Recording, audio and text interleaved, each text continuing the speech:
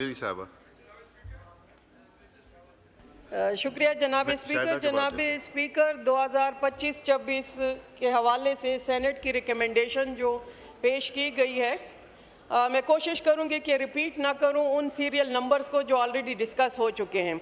तो उसमें सबसे पहले इम्पॉर्टेंट जो मुझे नज़र आया वो आईपीपीज़ के कैपेसिटी चार्जेस के हवाले से है।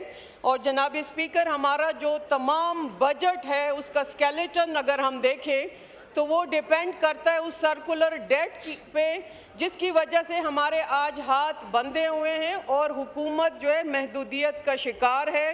वो अपनी मर्ज़ी से अगर आवाम को कोई रिलीफ देना भी चाहे तो नहीं दे सकती, क्योंकि ऑलरेडी वो कमिटमेंट कर चुकी है IMF के हाथों।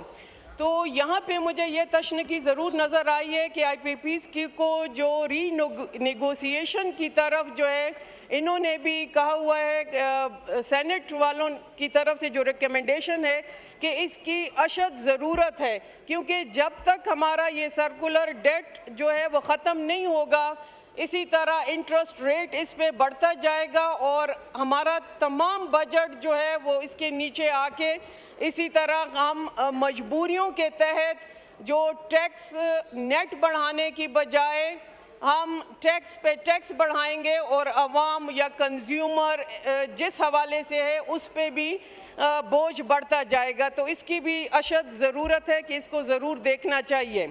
जनाब स्पीकर, ये 140 के अंडर सीरियल नंबर जो FBR के फॉर्म्स जो हैं उसको ईजियर करने, आसान करने की बात की गई है। मैं ख़ुद भी इसकी हामी हूँ और बारहा कह भी चुकी हूँ कि जो आपका FBR का टैक्स फाइलिंग सिस्टम है, जब तक वो आसान नहीं होगा तो लोग इसको उसी तरह ओबे नहीं कर सकते आपके ऑर्डर को, और वो मुश्किलात का शिकार होते हैं। वो नहीं, इसके जो नंबर ऑफ़ कॉलम्स जो है उसको रिड्यूस करके आप बाइफरकेट करें, आसान बनाएं एक कॉमन मैन के लिए, और एक फिर चाहे इंडस्ट्रियलिस्ट है या वॉटेवर जो भी उसकी ज़मीनों की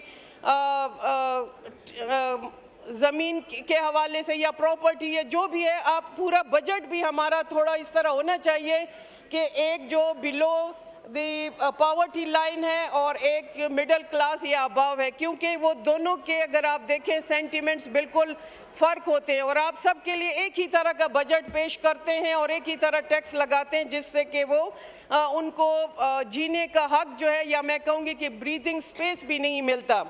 जनाब स्पीकर, यहाँ पे सीरियल नंबर 62 पे रिकमेंडेशन आई है PFM के हवाले से कि जो पब्लिक फंड मैनेजमेंट है वो होना चाहिए कि जो अथॉरिटीज़ हैं एक तो वो ऑडिटेबल हों, और सेकेंडली उनका जो सरप्लस अकाउंट है बजाय ये कि उनके अकाउंट में रहें उसको यूटिलाइज़ किया जाए फॉर अदर पर्पसेस, ताकि हमारा इंटरेस्ट रेट भी रिड्यूस हो। लेकिन इसके लिए एक प्रॉपर मेथडोलॉजी भी एडॉप्ट करनी चाहिए।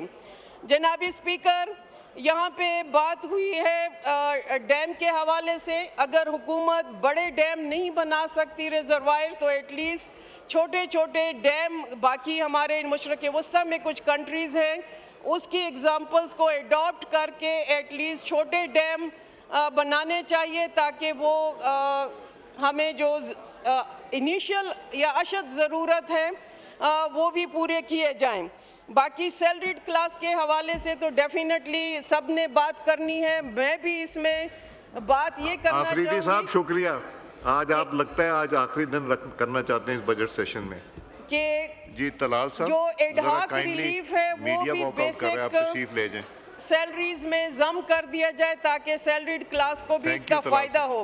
बाकी जनाब स्पीकर, हमारे सहाफ़ी भाई जो है वो वॉकआउट कर गए, और मुझे जहाँ तक लगता है कि ये जो मुलाज़मीन जो कि तकरीबन 100 के करीब है और जंग में जंग के मुलाज़मीन को तकरीबन जिनकी तादाद 100 के करीब है उनको नौकरियों से बर्खास्त कर दिया गया है। तो अनएम्प्लॉयमेंट तो ऑलरेडी ज़्यादा है, अब इसमें ये और भी अगर इस तरह के हालात आएंगे तो मुश्किलात होंगी।